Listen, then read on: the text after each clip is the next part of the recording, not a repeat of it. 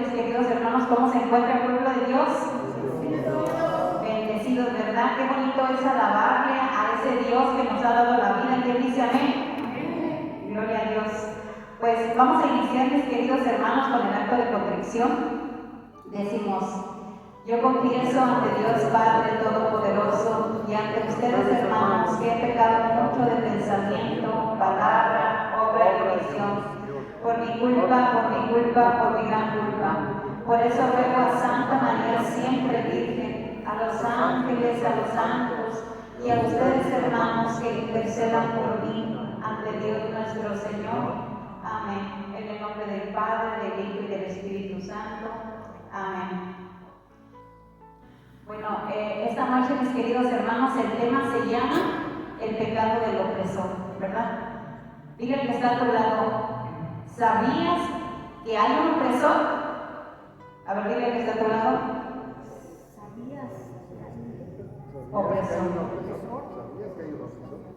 Ahora tú dile a la otra persona: y tú puedes ser su presa. Y tú puedes ser su presa. Tenemos un opresor, ¿verdad? Tenemos un opresor y él, pues, nos va a querer, ¿verdad?, atrapar de manera muy sutil, de manera que nosotros, pues, no lo notemos, ¿verdad? Nos va a querer atraer de maneras que a nosotros, ¿verdad?, pues nos va a llamar la atención, pero ni siquiera nos vamos a dar cuenta que él es el que está detrás de esta situación o detrás de este acontecimiento que tal vez, pues, estamos viviendo. Pero si todavía no lo has pasado, ¿verdad?, no has pasado una situación difícil, pues este tema es para estar con los ojos bien abiertos, ¿verdad? Y bueno, pues vamos a leer la palabra de Dios en Mateo 27, 3. A ver, todos los que traen la palabra de Dios, a ver, ¿cuántos traen la palabra de Dios?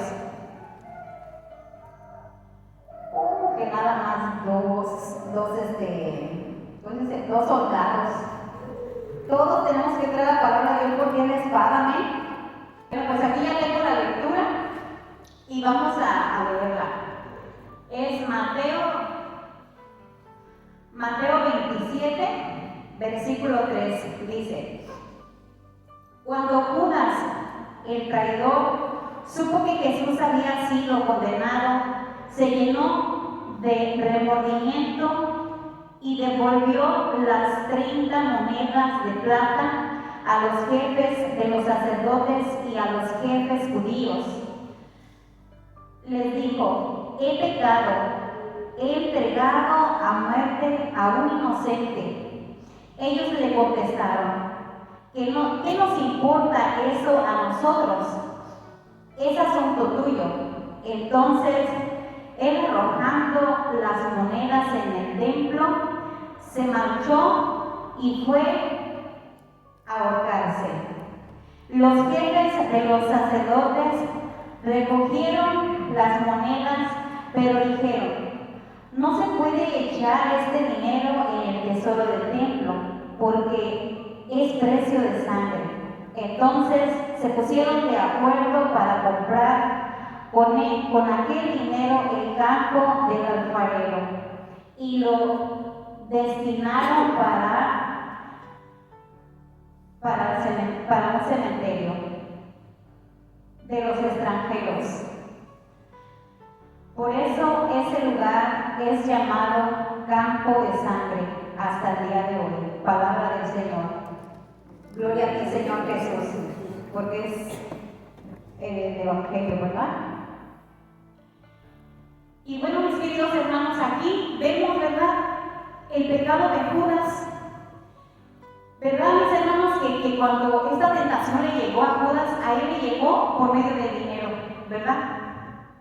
Y a nosotros, ¿por cómo está llegando a nosotros esa tentación? ¿Cómo será que el opresor, nuestro opresor, está llegando a nuestras vidas queriéndonos atrapar? Y miren, mis queridos hermanos, que cuando a Judas él aceptó, ¿verdad?, él dejó esa puerta abierta para que el enemigo pasara y hiciera lo que él quisiera. Pero cuando Judas abrió esta puerta, él nunca se imaginó cuál iba a ser su finalidad. Porque ustedes se imaginan, mis hermanos, si Judas hubiera sabido cómo iba a terminar todo, ¿ustedes creen que él iba a aceptar? ¿Verdad que no? Pues así mismo también nosotros, mis hermanos, a veces nuestro opresor nos llega de manera muy sutil que no nos vamos a dar cuenta, ¿verdad? De una manera que nosotros vamos a decir, pues se ve que está bien, ¿verdad? Esta situación, pues no va a pasar nada, ¿verdad? Pues nada más va a ser un ratito, un momento, ¿no? Nada más me voy a robar pues una ventana, nada más, o una puerta, nada más una puerta, ¿verdad? Pero no va a pasar nada, ¿sí? Pero mis queridos hermanos, aquí nos dice, ¿verdad? La palabra del Señor la vamos a ir resumiendo poco a poco. Cuando Judas el traidor supo que Jesús había sido condenado, se llenó de remordimiento. Aquí es donde él se dio cuenta del error que había cometido, ¿sí? Pero miren, mis queridos hermanos, cuando el enemigo ya nos atrapa, nos arrepentimos, pero el daño ya está hecho. En una ocasión, en un lugar, se robaron una máquina cara, una máquina de presión para lavar los pisos. Entonces, pues, le echaron la culpa a la persona que estaba allí, que estaba encargada, porque pues él traía las llaves de ese lugar. Y pues él le dio pena decir que no, porque todo lo acusaba, ¿sí? Y él sentía feo porque cada vez que a él lo miraban, como que le hacían comentarios de que él era un ladrón. Y la otra persona que en realidad la robó, pues él estaba muy tranquilo, ¿sí? Pero ya el daño ya está hecho, ¿verdad? Entonces, dice, devolvió las 30 monedas de plata a los jefes de los sacerdotes y a los jefes judíos. Les dijo: he pecado, he entregado a muerte a un inocente. Ellos le contestaron: ¿qué nos importa eso a nosotros? Ese es asunto tuyo. Porque al opresor, mis queridos hermanos, a él no le importan tus sentimientos. Él lo que quiere es robarte el alma, porque él quiere que tu alma se pierda, porque él ya no se puede salvar, ¿sí? Él quiere robarte el alma, y no solamente tu alma, sino a todos aquellos a los que te rodean, todos aquellos a los que afectamos con nuestro pecado, ¿verdad? Porque muchos de nuestros pecados, hermanos, sí afectan alrededor de nosotros, ¿verdad?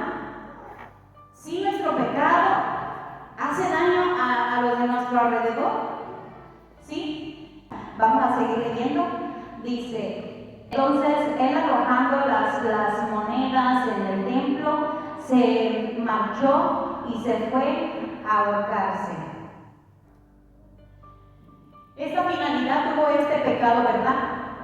Porque Judas se arrepintió, como vimos iniciando la lectura. Él se arrepintió, pero ¿sabes qué, hermano? Él no se perdonó. Él no se perdonó. Porque muchas personas pueden decir: oye, es bien fácil perdonarte. Pero ¿saben qué, hermanos? Yo para mí, en lo personal, yo lo hablo. Yo para mí es más fácil perdonar a alguien, y lo digo porque ya lo viví, ya lo pasé. Para mí es más fácil perdonar a alguien que perdonarme a mí misma. Porque ¿cómo se le hace? Porque para perdonar a una persona, pues hay muchas cosas que uno puede hacer. Pero para perdonarme a mí misma, a mí mismo, de este pecado, de estos daños, porque el pecado, hermanos, dice la palabra de Dios que nosotros somos hechos a imagen y semejanza de Dios. ¿Sí? Que somos hermosos. ¿Sí somos hermosos o no? Sí. Sí somos hermosos, o éramos hermosos, ¿sí? Éramos hermosos porque sí estamos hechos a imagen y semejanza de Dios, sí estamos y somos hermosos porque estamos hechos a la imagen de Dios. Pero ¿saben qué, hermanos? Que después del pecado, cuando nosotros empezamos a cometer pecados, nuestra alma se va haciendo fea. ¿Sí? Estas son revelaciones privadas, no es, si tú no quieres creerlo, no lo creas. Yo pienso que todos los que estamos aquí ya lo sabemos, ¿sí? Del gran milagro. Se dice, ¿verdad? Se dice que va a haber un momento en que se nos va a mostrar a nosotros nuestra conciencia y nos vamos a mirar a nosotros mismos en realidad cómo está nuestra alma por dentro. Porque ustedes me pueden mirar, sí, ¿sí? Nos podemos poner 25 maquillajes, pestañas y de todo nos podemos poner para vernos bellos, más de lo que estamos, ¿verdad? Pero por dentro del alma, pues, quién sabe cómo la tendremos. Pero ese día se dice que vamos a mirar nuestra alma tal y como la ve Dios. Y no solamente eso, sino que vamos a mirar cada pecado que nosotros cometimos, hermanos, lo que hicimos sentir a Dios en su corazón. Y los pecados que yo haya cometido en contra de una persona, por ejemplo, de mi esposo, digamos yo, ¿verdad? En mi vida personal, los pecados que yo haya cometido en contra de mi esposo, en mi matrimonio, yo voy a ver el daño que yo causé al alma de mi esposo. Si yo causé algo a otra persona que está a mi alrededor, también yo voy a mirar cómo yo dañé a esa persona en aquel momento, ¿verdad? Entonces, también vamos a mirar, nos vamos a mirar a nosotros mismos, son tres cosas, nos vamos a mirar a nosotros mismos, vamos a mirar el daño que hicimos en el interior de las personas y vamos a ver lo que causamos al corazón de Dios. Yo no sé tú. Pues no me da miedo. De hecho, yo le dije a mi esposo, yo le digo a mi esposo, yo pienso que yo ya quiero verme. ¿Cómo estoy? ¿Sí? Porque, bueno, uno hace el esfuerzo de cambiar su vida, de seguir adelante, ¿sí? Pero siempre hay más. Y entonces, hermanos, pues dice aquí la lectura, dice, los jefes de los sacerdotes recogieron las monedas, pero dijeron, no se puede echar este dinero en el tesoro del templo, porque es precio de sangre. Aquí estamos hablando de los sacerdotes, porque los sacerdotes, los escribas, los fariseos, eran los que leían la palabra de Dios, eran los que enseñaban al pueblo, eran los que sabían y estaban haciendo esto. Y esto pasa, mis hermanos, cuando tenemos un puesto, cuando tenemos, ¿qué se puede decir? Un cargo, ya sea en nuestro trabajo, o sea en nuestro ministerio, o sea en la casa también, ¿verdad? Yo como mamá, sí, pues no es un puesto, pero sí es pues una autoridad, que yo soy autoridad para mis hijos, mi esposo es autoridad para mis hijos y para mí, ¿verdad? En alguna parte pues somos una autoridad. Entonces, a veces, hermanos, nosotros también abusamos de esa autoridad. A veces nosotros se nos pasa la mano y hacemos cosas que a los ojos de Dios no están bien. Y las hacemos. Pero, ¿saben qué, hermanos y hermanas? Esto no crean que solamente pasa afuera entre las personas que no conocen de Dios. También pasa entre las personas que ya sabemos de Dios. porque estas eran las autoridades, ¿sí? Y esto también pasa dentro pues de los hijos de Dios.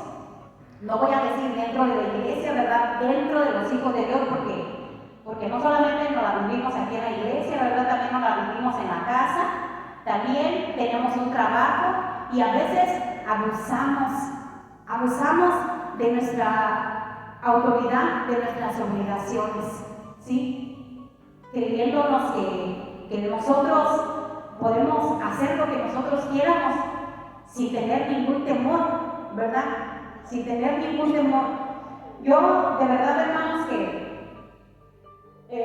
conozco unas personas, no personas que yo las mire cara a cara, no. Voy a hablar de los medios, ¿sí? De los medios de YouTube, porque pues es la única plataforma que yo miro. Y yo miro, hermanos, de verdad, yo no soy santa, Yo no soy santa, pero yo me esfuerzo para agradar a Dios, ¿sí? Pero al decir esto, yo no quiero que ustedes piensen, ay, ella se cree bien. No soy bien. Pero me esfuerzo, ¿verdad? Pero yo miro a algunas personas, hermanos, que hablan de la palabra de Dios y hablan impactante, que te dejan wow, así. Pero viven una doble vida. Y yo digo, ¿no tienes temor de Dios? O sea, esto no es un juego. La vida espiritual no es un juego. Estamos aquí para ganar el cielo, ¿sí? Es que esto no es un juego, hermano. No estamos aquí en la vida espiritual para pasar tiempo. ¿A poco no tenemos muchas cosas que hacer en la casa? ¿Sí o no? Yo sí tengo muchas cosas que hacer en mi casa. Y yo te aseguro que tú también. Pero estamos aquí porque queremos llenarnos de la palabra de Dios, porque queremos aprender de su palabra, porque queremos gozarnos en la oración, porque queremos alabarle, que nuestra alabanza se escuche hasta el cielo, que el Señor se regocije, ¿sí? Por nuestra alabanza. Pero yo veo algunas personas que dicen cosas, que predican, wow, y que están viviendo una doble vida, que están viviendo en adulterio, ¿sí? Que maltratan a su familia, que hacen tantas barbaridades, que golpean a sus mujeres. Y yo digo, wow, de verdad, me molesta, de verdad sí molesta, porque ¿qué estamos haciendo? No hay temor de Dios. Es que tenemos que tener un temor. Yo le digo a mis hijos, le digo, cada vez de que el enemigo te ofrezca una cosa, tú siempre piensas, esto que me está ofreciendo el enemigo, ¿vale más que el cielo? ¿Sí? Dice una alabanza, dice, el gozo que tengo yo, el mundo no me lo dio, y como no me lo dio, no me lo puede quitar. Pero si le abrimos la puerta, sí nos lo puede quitar, ese gozo. Yo no sé si ustedes saben del mensaje, el último mensaje que dijo la Virgen en Medjugorje. Pero dijo en el mensaje que la paz está en riesgo y que las familias están siendo atacadas. ¿Sí? Entonces, si nosotros sí abrimos esa puerta a las tentaciones que se nos presentan y decimos solamente es un ratito, no pasa nada, nadie de los que están allá en la iglesia me mira, como lo dicen estos predicadores o predicadoras, ¿verdad? Pues la gente no te ve, pero el más importante sí te ve. Porque Él te ve. Cuando uno se confiesa, tiene que hacer su examen de conciencia de los 5 sentidos. ¿Sí? ¿Qué hueles? ¿Qué tocas?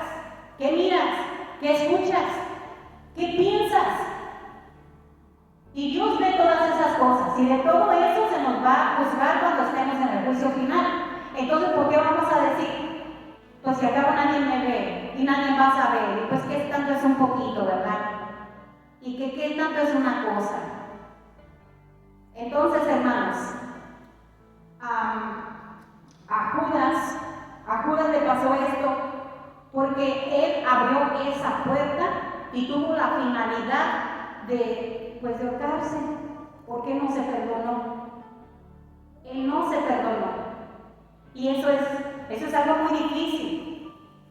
Eso es algo muy difícil, perdonarnos a nosotros mismos. Y ahí es donde podemos pedir la ayuda de Dios. Señor, ayúdame a perdonarme. ¿Sí? El rey David, vamos a terminar de leer este pedacito, dice: y lo destinaron para cementerio de extranjeros, por eso ese lugar se llama Campo de Sangre hasta el día de hoy. Entonces, hermanos, cuando, por ejemplo, Judas ya no estaba para ver este terreno, pero ustedes creen que si Judas no se hubiera ahorcado y cada vez que pasara por este cementerio, él no se iba a acordar de su pecado? ¿Sí? Sí. Y eso mismo nos pasa a nosotros, hermanos, porque al enemigo no le importan tus sentimientos, él nomás quiere atraparte, pero aunque tú te perdones y aunque tú te arrepientas, la herida va a estar allí. Y cada vez de que a ti se te presente un recuerdo o una persona o lo que sea, esa herida te va a doler. Y vas a pensar que todos te quieren atacar. Y vas a pensar que todos están contra ti. Pero eso no es cierto. Es la herida que está allí. Y muchas de las heridas, muchas heridas sí se pueden sanar, pero otras muchas no se van a sanar, no las vamos a llevar. ¿Y sabes por qué? Porque Dios las permite para santificación de nosotros. Porque eso que a mí me duele, me va a santificar. Porque yo le puedo decir: Señor, yo te ofrezco este dolor para reparar ese pecado que yo cometí. Y muchas otras pues sí se sanan por voluntad de Dios. David, él abrió las puertas al pecado, ¿sí? A la lujuria, al placer. ¿Y hasta dónde lo llevó ese pecado?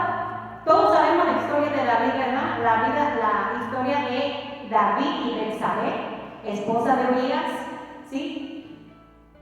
Pues ella estaba casada con Urías y David, teniendo tantas mujeres, ¿verdad?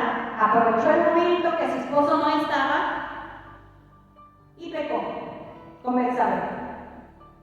Y este pecado lo llevó a matar a Urías. Fíjense hasta dónde nos lleva el pecado.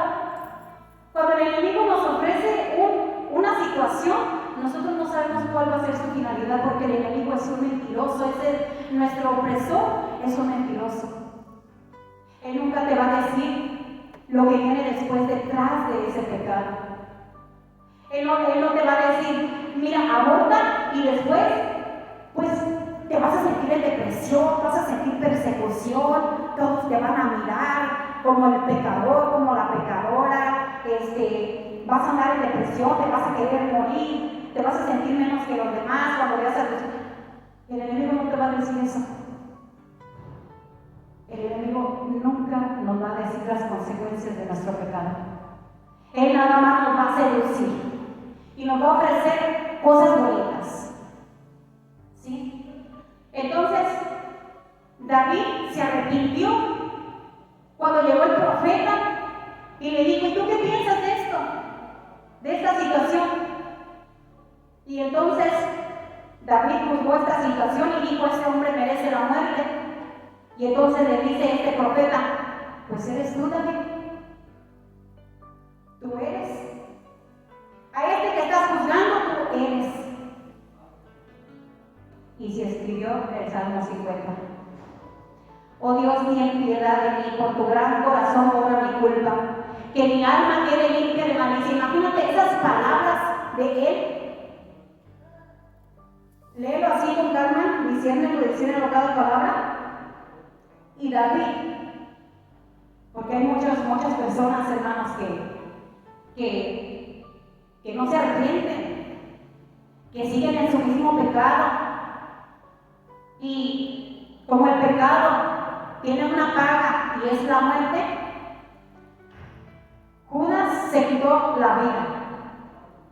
Pero los que no se arrepienten de su pecado y quieren seguir gozándose en su pecado, pues entonces tienen la muerte espiritual. Y esa muerte, cuando tú estás entre medio de más personas, eres feliz. Eres feliz. Pero cuando tú estás solo en tu soledad, donde nadie te ve, donde te sientes así como David. David se sentía solo. Se sentía que era indigno de hablarle a Dios. Se sentía que Dios, a pesar de que él hablaba y hablaba con Dios, pues no lo escuchaba. Ya ten piedad de mí, oh Dios, por tu bondad, por tu gran corazón, borra mi culpa. Que mi alma quede limpia de malicia. Purifícame de mi pecado, pues mi pecado está siempre ante mí. Era lo que decíamos de este grupo de sangre, que en cada momento vienen esos recuerdos, esos ataques, ¿sí? Que el enemigo viene y te cachetea en tu cara de tu pasado. Pero a él no le importa lo que tú sientas. Mi pecado está siempre ante mí. Contra ti solo pequé, lo que es malo a tus ojos yo lo hice. Y aquí está el salmo de David, donde allí él expresa cómo él se siente con esa muerte espiritual. Y yo sí me pregunto, yo digo, este tipo de personas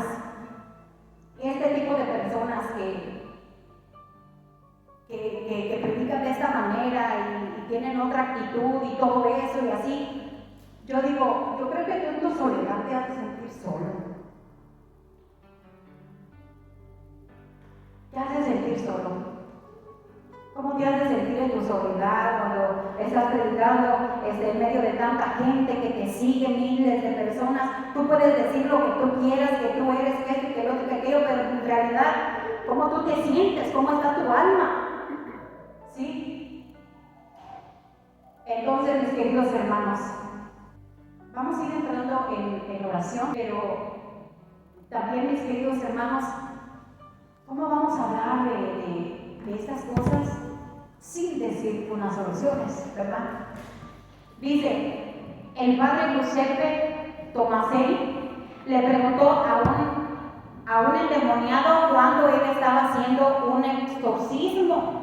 ¿Sí? Él era un sacerdote bien usado por Dios, con muchos dones, con muchos carismas, y uno de ellos era la sanación y la liberación, él expulsaba los demonios. Y él le preguntó a este poseído, le dijo, ¿qué es lo que más odias y temes? El demonio dijo, odio la oración, porque es el primer paso a Dios. Atrae sus gracias.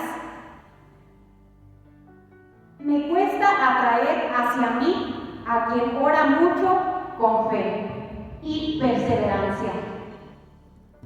Detesto especialmente la oración dirigida a aquella mujer cuyo nombre nunca mencionamos los demonios, es el Santo Rosario. Sí, el látigo. A él no le gusta cuando tú dices Dios te salve María, porque ella es la humilde, la que le pisó la cabeza, la que lo humilló, ¿sí? Que él siendo una luz bella, él siendo ángel, ¿a dónde fue a parar? Y aquella simple mujer que estuvo dispuesta a morir a pedradas, le pisó la cabeza. La segunda cosa, lo segundo que odio es cuando huyen de las ocasiones de pecado. Mis esclavos de la impureza no solo malas ocasiones, sino que las buscan con ansias. ¿Sí? Entonces dice aquí, huir de las ocasiones de pecado. Cuando se nos presenta una situación, es mejor huir. El Santo Rosario, el látigo, todos los días, ¿sí? Y la oración. Porque la oración atrae las gracias y nos ayuda a morir a nosotros mismos, a reconocernos, y algún día vamos a poder decir como aquellos grandes santos que decían, antes morir que pecar. Decía San José Sabio y Santa María Goretti. David, cuando se encontró a Saúl, que por envidia, porque Saúl, cuando fue a la guerra, él mató a muchos enemigos, ¿sí? Saúl, pero después David fue y mató a más. Y de ahí existe este canto, Saúl mató a 1000, David mató a 10,000 y el pueblo se regocijaba, ¿sí? Y cuando Saúl escuchó esto, él dijo, uy, a mí nada más me dieron 1000, pues ya nada más le falta el reinado. Después fue rey David, ¿sí? Entonces Saúl empezó a agarrar envidia a su hermano porque él mató a más. Pero un día David siempre huyó de Saúl, pero un día que él traía su espada envainada y se encontró a Saúl, lo pudo haber matado en ese lugar, pero ¿sabes qué hizo? Dijo, por vida de Yahvé, que no le pondré una mano. No,